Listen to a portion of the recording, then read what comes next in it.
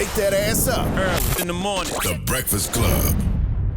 Morning, everybody. It's DJ NV, Charlamagne the Guy. We are the Breakfast Club. We got a special guest in the building. Come on now, the styling, profiling, limousine riding, jet flying, kiss stealing, wheeling and dealing, son of a gun, the nature boy, Ric Flair. Come on now. Morning. Good morning, sir. Woo! You get tired of hearing that people just run up on you in the airport and just start screaming that all the time? And I love it. I love it. How you doing today, first and Doing foremost? great, thank you. How are you? Great. We're doing good. Doing Thanks pretty for well. having me on. Well, you're in town for Comic-Con, right? Yes. First ever celebrity mint.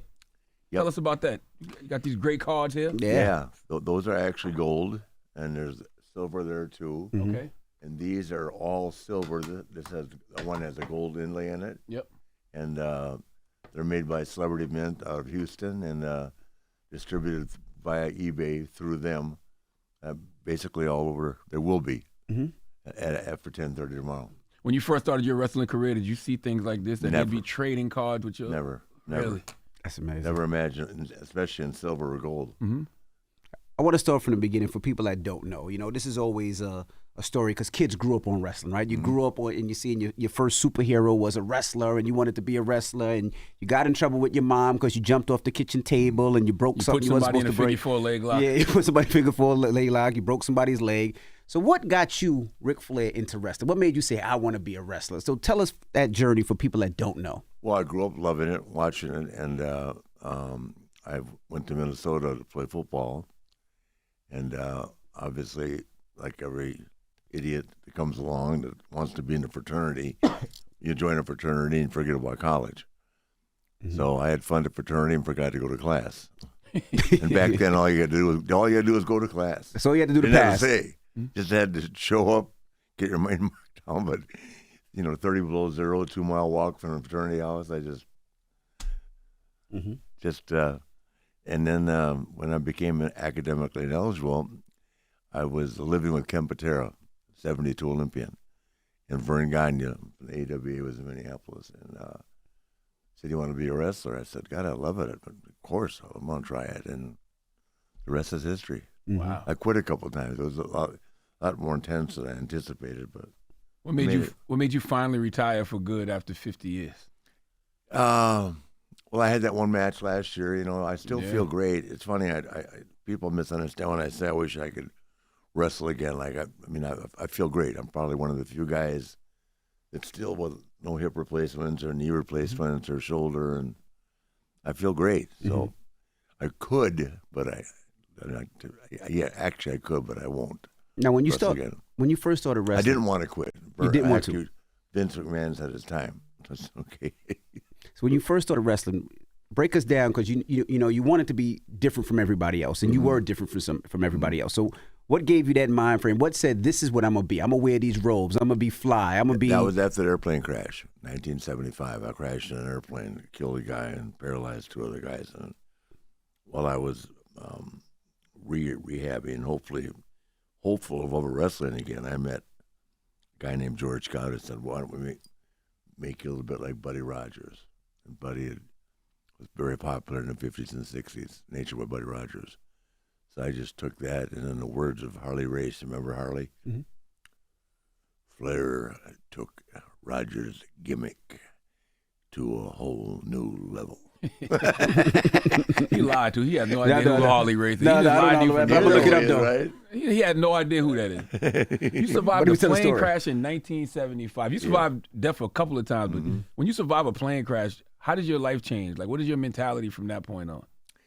Well, when you're younger, you don't think about it. Maybe I just thought, well, I made it, and I was, a little bit intimidated to fly again for the first time, but I got on one of those private jets today to get here to make sure I could be here on time. What do they call it again? What jet are they? G550 Cessna. No, the little tiny one with a prop plane, propeller. No, it's a jet, but there's no bathroom or anything. It's a not a Cessna, not a. No, it's a paper plane. I don't know what you're not talking no damn about. paper plane. What? No, it's called a. Anyway, I would highly recommend G5, G4. You took it from the airport? I took it from. I was in Columbus, Georgia last night at the hockey game. A Vision jet, and it was great. What a way to go! I may never fly commercial again. So when you crashed in the plane, did it like explode around you? Like No, we ran out of gas, so Okay. there was no explosion. But it normally a small, it's a twin engine Cessna 310. Mhm. Normally, when you hit an orchard of trees or whatever they would call it, Mhm. it'll cartwheel plane. We were going so fast because we fell from 6,000 feet that we just tore down the whole damn orchard and landed in a railroad embankment that with train tracks on top of it, just a half mile from the runway. wow. And how many was on the plane? 6. And three survived and 3 died. Pilot died, 2 are paralyzed, and the 3 of us made it. Wow. Do y'all still have a bond? The 3 that made it, do y'all still have a bond now? There's only 2 of us still alive. Yeah. Oh, okay. Yeah, we remain fairly close. We don't live with each other or live close to each other anymore, but we talk a couple times a year. Got you. What do you miss about wrestling, if anything? The camaraderie, the fun, bright lights, big cities, China Club, New York City, China Club, Chicago. You love partying after. That's what you love. Yeah. You love being famous. Yeah. The wrestling part of it's easy. Then going out afterwards, then you got to hold your reputation. But that don't change for you though. You the Nature Boy Ric Flair. I feel I know it doesn't. Yeah. You famous everywhere you go, even now. I think so.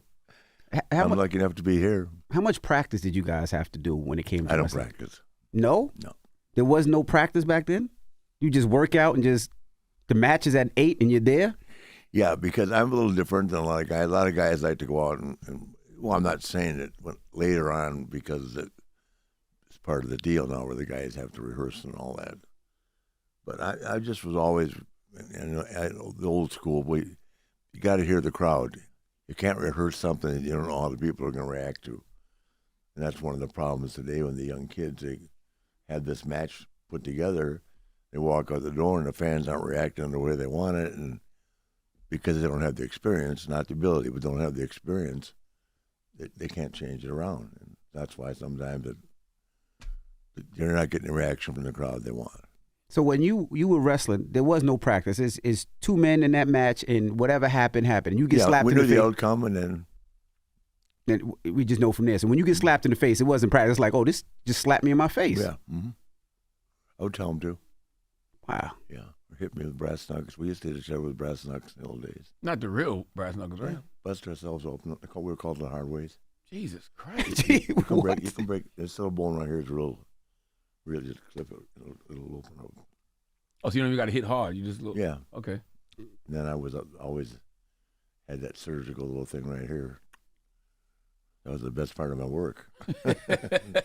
Get me to my blade, and I'm good. You had a blade in your fingers too? A blade in your so you could have missed and went too far, but I have a couple times. Y'all got to have some really Yo, this nice is crazy. relationships with each We're not other. thinking the same to thing. accidentally cut somebody with a blade and the person not be upset at you for real. Oh no, I was never cutting anybody else. I was cutting myself. You say, oh yeah, okay, I get what you're saying. Yeah, but I have cut some guys, Mhm. but they knew it was coming. so you must think this new wrestling is so soft with what you were dealing with. It's not soft because nothing is ever soft. It's just a different time. Mhm. It's like Lawrence Taylor. Could Lawrence play right now? Are you kidding? No. He'd be suspended every game. He'd be fined so much right Yeah, now. I mean, or Dick Butkus, who just passed away. Yeah, The Lawrence rules- couldn't play. the rules have just changed. It's still a very difficult, very physically demanding sport. And these guys are doing stuff now where they're jumping off tables and ladders, and I only did that a couple times. So what was your last match like for you when you fought Jeff Jarrett and It was great, except for the fact I didn't anticipate. I psyched myself out, and I was dehydrated, and I went out there, and we put together what I thought was a real good match. It wasn't ever going to be a masterpiece, but we put together the match, and then I got real lightheaded, and about 5 minutes in the match, and I said to one of the guys, "I'm not feeling good." Well, it just sent. It went around the ring like he's saying, like his heart's bad or whatever, right? So, but we got it straightened out. But it was just funny. I just dehydrated, and Undertaker came back to the dressing room and made me drink 3 Gatorades, and I went over to Kid Rock's and partied with the kid all night. So I was fine. But I saw you say you wish you had picked a different person to have your last match against. No, that's a misinterpretation. Okay. And that's these damn podcasts. You say it and it comes out wrong. There's a guy that's still active today, Ricky Morton from the Rock and Roll Express. Mm-hmm. And if I were to have a singles match, not a tag. Mm-hmm. So it's always what they wanted to have a tag match because they didn't think I could make it through a singles. If I was going to have a singles match now, it would be with Ricky Morton. Mm-hmm. He's still active and he's doing great. And he was so good. Mm-hmm. And I'm a much better bad guy than I am a good guy. Oh, absolutely. Yeah. But you always were kind of like you're the bad guy, but then you're like the bad guy people root for. Yeah. You know what I mean? That's out of respect over the years. Yeah. Now back then, did you make a lot of money wrestling, or was it more for the endorsements outside of actually wrestling? There were no endorsements back then. It was all wrestling income. Really? Yeah, because WWE is the one, or WWF, Vince is the one that started all the marketing, where the guys started making as much money from selling lunchboxes and dolls action and figures and all stuff that. like that as they did wrestling. Yeah, I grew up in South Carolina. I was telling them earlier, like I grew there you up go, on, God's country. So I grew up on NWA. Yeah. You know, then What town? WCW. I was born in Charleston, but raised in a small town called Moncks Corner, South Carolina. What's the name of that place I used to wrestle in Kingstree? Kingstree, yeah. And God, it was hot, 120 degrees in that building. Oh, absolutely. Every Friday night. Yeah. Kingstree, South Carolina. Yeah. Now, I want to go back to your last match mentally. How do you prepare yourself to say, okay, this is my last match? And did it really feel that way? I just focused on it. What it did is I had 4 months to really get myself in shape. I mean, I work out pretty hard anyway, but to really get myself in, and I had made up my mind that I would be as good a shape, not cosmetically, obviously, because I'm a cosmetic nightmare. That's not true. One of the ladies out there said, he's so cute. Definitely said that. One of the ladies out there said that. Oh, she hasn't seen me without my shirt since my surgery. Without my shirt, not so cute, since my surgery. I was ready. I just trained. I fell forward, and Vince Lombardi's favorite saying is fatigue makes cowards of us all. You know what I mean? Mm-hmm. I would never worried about getting tired because I was always in better shape. So I actually got myself in as good a shape as I was in 1974. I was doing 500 free squats and stuff like that. 100 push-ups. Yeah. You still work out to this day? Yes. Really? When I'm home, I've been gone quite a bit, but I go up and train with John Cena's trainer, Rob. Yep. Really? I always wondered because you always talked about your steroid use before, right? But you never had the physique of the. No, I didn't take. I took steroids when I remember it too. Kind of hard at 4 a.m. to remember to take your pills exactly when. That's the only way you get that big physique like that. No, you get it through hard work. Okay. But I wrestled so much. I didn't pay as much attention to my diet because in wrestling, I did a lot of hour matches. Mm-hmm. And when I was younger, I'd wrestle 300-hour matches a year. So you get mentally here, and then you can eat and drink what you want, and then all of a sudden your metabolism changes. You retire. You got to be careful. You know what I mean? So. Are you still surprised that some of your catchphrases still people are saying now to this day, and even some of the rappers still want you in their videos, make songs like Offset, who was here this week, his album's out, right now. Offset was here? Yeah, Offset was here a couple days ago. Yeah, he's a great guy. Does that still surprise you when these rappers call you and things like that? Not really. I'm a Doja Cat's new one too, with my catch line. Nobody could be first, but anyone could be next. Mm-hmm. Yeah, I love Offset. He's great. Mm-hmm. Metro Boomin, those were great guys. Why you laughing? Metro Boomin's got another one out now. Well, yeah, Offset album came out today. Yeah, it came out today. Oh, it came out today? Yeah, okay. It's out right now, yep. You said something about Doja Cat. You like Doja Cat too? Yeah, I'm in her new song. Which one? Paint the Town? It just came out. I gotta hear it. The opening is none of you can be first, but anyone of you can be next. She sampled your voice. Yeah. Yeah, absolutely. Yeah, okay, got you. Now you had a ruptured intestine too in 2017. Yeah. And then you got put into a coma, respiratory heart failure, pneumonia, all kind of stuff. How did total kidney failure, everything. Total, Jesus Christ. Mm-hmm. How did that near-death experience impact you? That changed my life. Okay. Yeah, that when I come out of that, because I couldn't walk or anything, you know, I didn't have any memory for 6 months. That was when I decided that I needed to make sure that everybody that mattered to me in my life I told. Wow. When I'm not selling a religious, I'm not going religion on you. I mean, obviously we all have our own religion, and I believe in God very strongly, but it really made me aware of telling people that I like, because you never know. Mm-hmm. I'm living proof you never know. Mm-hmm. I was just sitting at a bar like I will be tonight with these guys, and all of a sudden I got a pain in my stomach. I didn't wake up for 31 days. Wow. I don't even remember going to the hospital. Damn. Yeah. Do you remember the first person you told you love when you finally was able scary. to? Well, it must have been my wife, Wendy. She's on her way here now. She's actually going from here to Iceland at Sunday, and then over to donate time in Israel for 2 weeks. Oh, wow. With the issues over there. So I guess it would be her. Hogan said that I looked at him and said, "Get me a 6-pack of beer." Yeah, they said, believe it or not, they said, which you'll find humor in, that besides from all the issues of me almost dying, they said, "Brother, I went through a bad case of the DDT. No booze." Mm-hmm. Oh, no drinking. They said I was vibrating, and it wasn't because I was sick. I was like strapping me down. Does it matter at this point? When you get to this age and you've done it all, do you feel like, okay, you know what, I'm going to listen to the doctors, I'm not going to do no drinking? No, I don't pay attention to it, because here's the deal. I want to live now because guys like Ryan Fitterman and these people here at Celebrity Minute are making me a lot more money than you did when you before. So you want it all. Yeah, and so now I want, like, I've like paid $2 million in alimony and $2 million in penalty and interest. I mean, my story is interesting. Yeah, I saw the doc. If I give you the real story, $1.5 million to lawyers, 4 divorces. So this kind of stuff. You got to get back. You I'm got to get your money back. You got to get your money back. You got to get your lick back. Do you consider yourself I make more than Ryan than I ever made wrestling. That's crazy. That's just Fitterman Sports, man. Just going da-da-da, and I get to hang around with Lawrence Taylor and Mike Tyson and Pete Rose. It's not a bad life. Do you consider yourself the greatest wrestler of all time? Yes. Why? Because I am.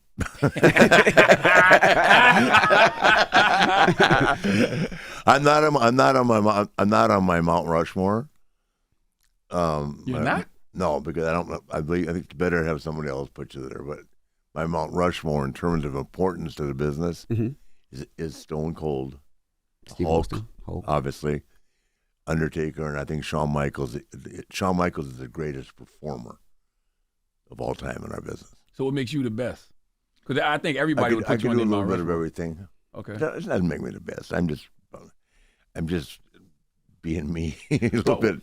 I never say stuff like that. I consider myself to be lucky to be considered one of the best. How about that? Why is The Rock on your Mount Rushmore?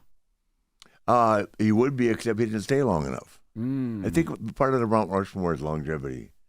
You know, it's hard to be really good, and Rock was great. I mean, but he took off, and he's on my Mount Rushmore for interview skills and everything else, and I remained very close to him. But he was on TV the other night. Do you ever watch the show? Do you watch Raw or watch Raw now? Nah, not anymore. You know, he came out. He was out. They were in I saw that online. Yeah. They were in Boulder, right? And he was out supporting Prime. In Colorado. In Colorado, right? So he just dropped in for the show. But there's a new kid in the show. I think it's the United States champion, Austin Theory. The Rock came out, and I was laughing about it. He came out and he looks at Austin Theory, who's one of their up-and-coming stars. They have a lot of TV time invested. And he said, The Rock goes, "So The Rock doesn't know who Austin Theory is." What's Theory going to say? I don't know who you are. I don't think so. You know, he just had that unbelievable amount of charisma. God, and what a great guy. Do you think some of you, like you, I say like you, Sting, do you think that the NWA and WCW kept y'all from reaching your full potential? No, because, I was NWA so long, and I didn't end up going there till I was 41, so I could still get around pretty good. And actually, my last match was Shawn when I was 59, so. But that was all Shawn Michaels. Shawn, first guy that ever said to me in my entire career, shut up, listen to me. Then he looked at me and said, let's do it, and walked out, and there's 80,000 people in the Citrus Bowl. Wow. But I did it. I just finally said, he knows what he's doing, and I'm nervous as can be, and I am insecure right now, and I'm wondering if I can make it, and my whole family's on the front row, and no pressure. Mm-hmm. What do you think the difference between the WCW and WWF was, as far as business? Oh, like, why did they make all the money? WWE's run like a business. Okay. WCW was just catch can. Wow. Everybody had their own thing going, and the guy that ran it he liked creating dissension between. Let's say it's Scott Hall and Kevin with the NWO, the head guys, right? Obviously, there are other guys. And it was, say, Sting and Luger, and then Hulk and Randy. I mean, he just liked to but it was his style of doing business. And nothing ever works like that. Mm-hmm. And then Hulk had, total creative control, which I don't blame him for. He brought a lot to the table. Mm-hmm. But it's just hard to, to function. I mean, they did, and did great for 83 weeks. But at the end of 83 weeks, how do you bankrupt Ted Turner? Damn. Yeah. Because I love the Four Horsemen, and I always wonder why the Four Horsemen never got to the levels of DX or NWO. Yeah, well, you know why they love us? Because everybody beat us. But we got our heat back on TV. Then you go to the arena and you get beat up. You get back on TV the next week, beat somebody up. We didn't mind losing in the arenas. The problem is that people back then with WCW is people they wanted to get their heat on TV and didn't want to lose in the arena either. There's got to be, in my opinion, there's got to be a balance. How bad was Hold on, what's the difference though? Like, because I would think that more eyeballs would be on television. Oh, there are. Yeah. Mm-hmm. I know. I mean, that's what I don't understand either. Mm-hmm. So they'd have y'all lose in arenas. But no, the Four Horsemen talking about. Yeah. Okay. Yep. So when you say lose, they just have y'all lose matches in the arena? Yeah. But then win on television. Well, get our heat, not necessarily win, but get it back. Got you. So they never had y'all looking like the dominant group, like how DX was dominant, or NWO was dominant. Yeah, they were dominant. Yeah, but DX, I'm talking more about I have no problem with DX. They were great. Are you kidding me? No, I'm just saying, why you think Four Horsemen never got to that level? Oh, remember the time frame. Okay. Yeah, if we were 10 years too early. Gotcha. If we'd come along in the 90s, that same four people, that absolutely. Would have been. I was always wondering, like, when you talk WWF or WWE or NWA or whatever, how do they decide who is going to be that quote-unquote man, right? They give you the opportunity, and you got about 5 minutes to do something that the guy goes. That people are going to like. Really? You got, we call it guerrilla, right? There's Vince and Hunter and whoever the agents are that have got some, like Michael Hayes, guys that have been there for a while. And they go out the door, and you got 5 minutes to show them something that's going to make them go, Or, Vince, I've seen him 1,000 times. He's either going to tell you you're the shit. Oh, you're going home. He's going to shake your hand and say, nice job. You know what I mean? Or I'll talk to you later. In my case, I'll talk to you later. Do you remember that conversation with you, that first conversation when they pulled you to the side and say, you're the guy? Yeah, it wasn't Vince. It was, well,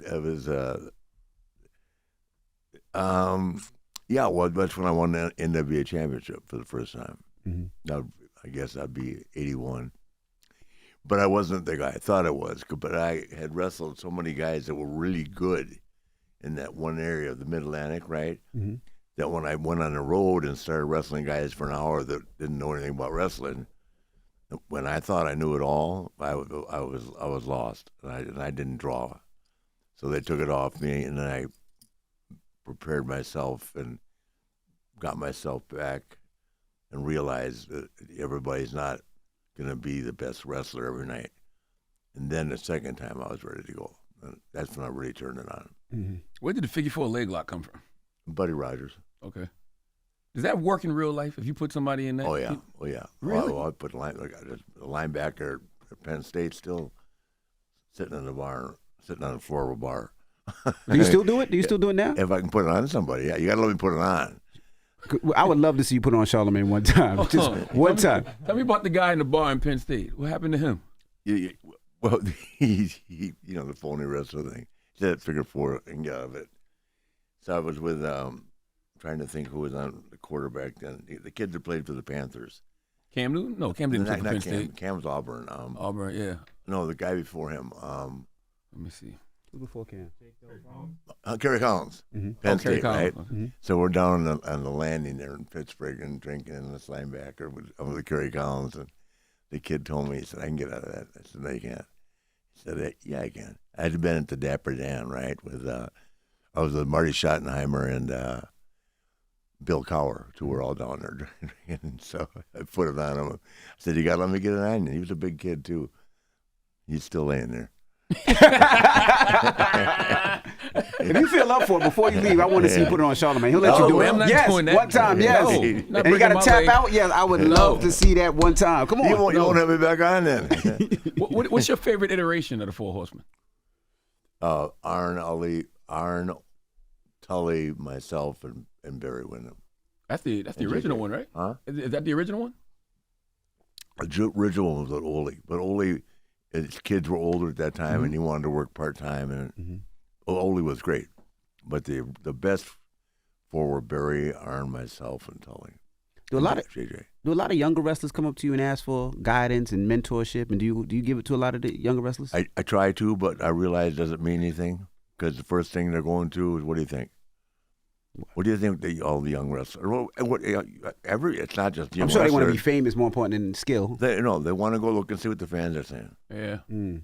The fans run their life. Social media runs everything. How do you think a young Ric Flair would handle social media? Well, he'd be in jail. we'd be conducting this interview from Rikers Island. We see too much, right? Yeah. Hello, Rick. Are you still at Rikers? Yep. Do you mind joining the Breakfast Club? Why don't talk about your silver coins? That is hilarious, It's man. the truth. Yeah. Young Ric Flair? I don't think so. Yeah. They still got my gold club at the China Club, and they threw me out one night. Damn. In New York, they threw you out? Yeah. What happened? Got into a fight. I was talking. Who wants to fight you, though? Like, who sees you and be like, I'm going to try? I was just talking to this Pan Am flight attendant. You heard of the Nasty Boys, right? Mm-hmm. So there was a guy there that sells toys to the WWE, and they took his glasses off and stomped on him, and he came over crying to me, and so I go over to Brian. I slap Brian. I said, Brian, don't leave the guy alone, man. We're just having a good time. And then Sags jumped on me and and they already had my credit card, and so they threw me out and kept the Nasty Boys in there. Can you imagine that? Damn. Yeah, $3,000. Wow. Is there anything that you wouldn't tell people now, even now at this age? Is there anything you still keep to yourself? Like you? Oh yeah. He told you you didn't want to go to jail. I got a whole closet full of things. And I have a keeper of the closet, Yeah. That's why I didn't run for governor of North Carolina. Gene Okerlund was going to be the keeper of the closet. You think? How is it watching your daughter follow in your footsteps? Oh God, it's amazing. That I'll take very seriously. She's the greatest thing going. Yeah. You seen her? Yeah. Yeah, she's in a different world, different planet, different stratosphere than I was. Did you want her to? No, I said when somebody asked her, and she was, doing real well in the business world and graduated college. And I saw her looking. The guy asked her, and he said, "Why aren't you doing this?" And they had a talent relations at the time. I saw her I know her like a book. I saw her walk around the room and think to herself. She walked over to me and said, "Dad, what do you think about it?" I said, "I don't know. Why?" She said, "I think I'm just going to try it." Here she is now, the greatest of all time. Isn't that like the ultimate form of homage to you, though? Well, it's not really. It's because of our little brother, my son that passed away. Everything I think is still in the back of her mind. Or she's fulfilling the dream that he lived, which it makes it even more special and more personal. That's clearly the most important thing to you. Yeah, nowadays. absolutely. Yeah, absolutely. What do you think sports entertainment is missing right now? Oh man. Yeah, carry him every day. What's sports entertainment missing right now? You mean a sports entertainment period or wrestling? Wrestling. I don't think it's missing anything, man. I think it's tracking on all fours. I mean, every time you turn around, Tony is opening up another show, and they've got 3 live shows a week now. WWE's making more money than ever. I still believe that wrestling is the greatest form of sports entertainment there is. Oh, people will be like, "Oh, it's not real." Yeah, but they're sold out saying it's not real, and the stock's at $120 or whatever it is. I mean, it's they can say whatever they want to say. People watch it, and it's not just the blue collar fans. I mean, the doctors, lawyers, everybody loves it. Absolutely. And I do autographs for Ryan as an example, who runs the biggest sports memorabilia company in probably the world, but I'll say the United States for sure. And we sign these autographs, and the wrestlers that participate, we get as much attention as anybody. I think Ryan can vouch for that. You know, we're not all going to be like if Barkley or came out for something like that, or was a good friend of mine, but of the guys that do it on a regular basis, we get. I think Ryan will tell you that the wrestlers hold their own with any credible athlete. What's the biggest misconception of wrestling? That it's fake. Not fake. That it's. I think I don't even know if that's a misconception anymore. I have to think about that. I don't. I think it's a misconception as to how much hard work goes into it, especially if you're on top now. Because let's say if they're working a full schedule, they still wrestle, 155 times a year. I think that's a full schedule, right? But if you're in the top tier, do you know what you're doing on the 3 days off you have? All you're doing is media. Oh. Media for the next round. Media for the next match. I mean, there is no time off, really. That's why it's nice that Vince or Vince or whoever they're calling the shots now understands that kids need to take a month break here or there. I was going to ask you, how does your body heal with so many matches? You're talking 155 matches of getting I wrestled beat up. 425. I wrestled over 400 times for 8 years. We don't rest. We just drink. Damn. And sleep on the plane. Jesus. And then so that's why one of the reasons I got in the cannabis business. That I've been eating Xanax, trying to sleep on these international flights. Like I was telling them, somebody asked me about it. One week I wrestled an hour in Sydney, wrestled an hour in Auckland, wrestled an hour in Christchurch, flew to St. Louis, an hour in St. Louis, flew to Atlanta, an hour in Atlanta, and flew to Tokyo all in the same week. Wow. That's a lot of booze and at least 3 Xanax. So you like to smoke the weed or pop the edibles? I do. I can, but I can't hang with Mike. I was going to ask you. I'd love to see you and Mike Tyson I'm saying smoke. edibles or what? Edibles? The edibles can get you off the Xanax. Have you had Mike Tyson's edibles? Huh? Have you had Mike's edibles? Mike Tyson's? Yeah, I've had my own too. So I have my own called Woo Chews. Really? Yeah. You should have brought some of that up, too. Hell yeah. With these cards. You should have brought some cards and some Woo Chews. Yeah, I'll bring you guys some. I'll smoke Please. one night. I like the edibles. I can't smoke either. I like edibles. Well, I had asthma as a kid, so I didn't smoke, but I'm not against it. I've certainly been around it my whole life. But the edibles actually can help you get off Xanax or Ambien and stuff like that if you do it under a doctor's supervision. I wouldn't just stop taking the Xanax. That's a withdrawal issue. But if you do it the right way, I've cleaned myself up, not 100%. Not going to say I never take one now once in a while, but if I have the edibles and I'm not stressed out about something, which I very rarely get stressed out anymore. But when I was working, I did. There's a lot of pressure, and if you're on top, it's your. I think in 90, I speak for 90% of the people that are on top. They still feel responsible for drawing the money. They're going to get paid $5 million. The damn arena better be full.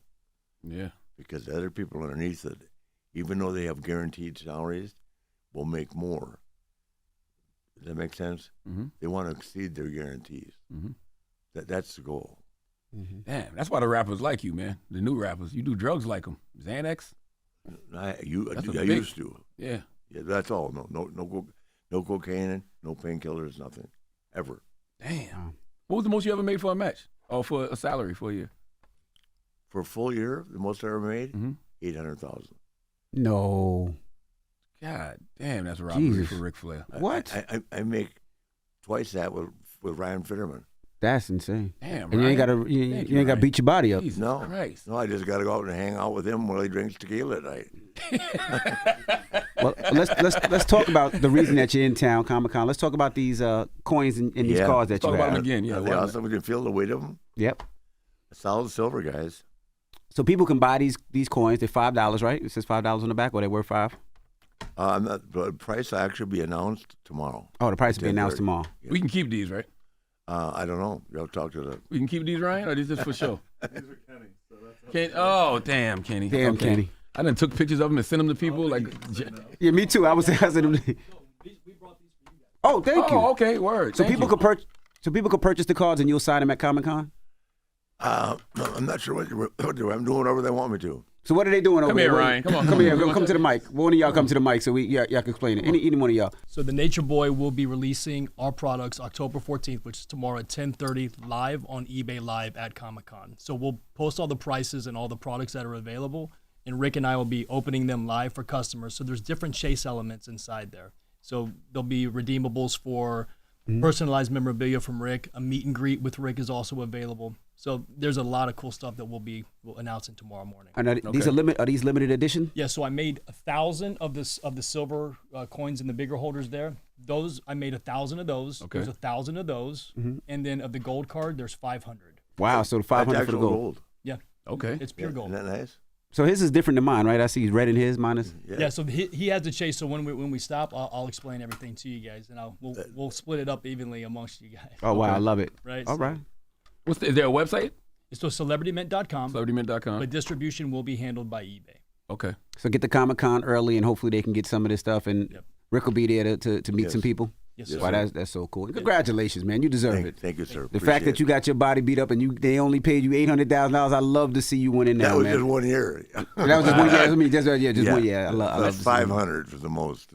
Before that. Before that. Wow. I did want to ask you, what do you think about celebrities getting into wrestling? Like when you see the Logan Pauls and the Bad Bunny. Actually, I like the guys that are actually good athletes, and I've got no problem with that.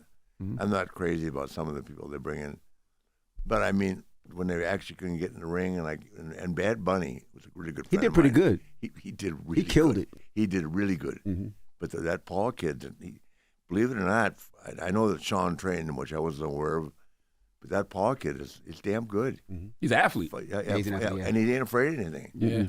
You know, a big part of wrestling is when they start telling you to jump off that turnbuckle and go through a table. I mean, that table doesn't always break the way you want it to. There ain't nothing guaranteed about those tables. You know, they're not gimmicked or anything. They haven't been taking the screws out.